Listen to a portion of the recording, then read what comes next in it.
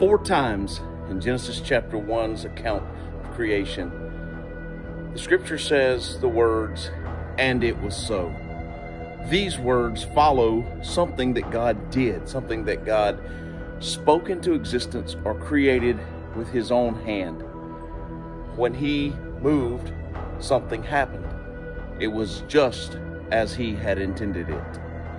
At this point in creation, at this point in the existence of heaven and earth, there was one will, and that was the will of God.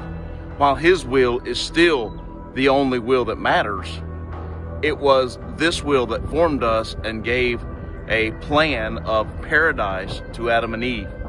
However, man's free will, the right to choose. See, God wanted to be chosen more than forcing people to worship him.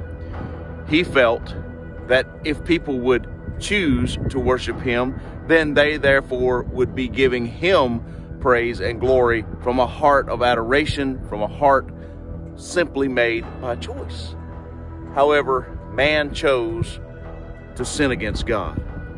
And the rest of the Bible is written on the premise of God's will being broken by man. However, in the end, the things that God has promised, the things that he has told us would happen, will happen, and it can be written about them, and it was so.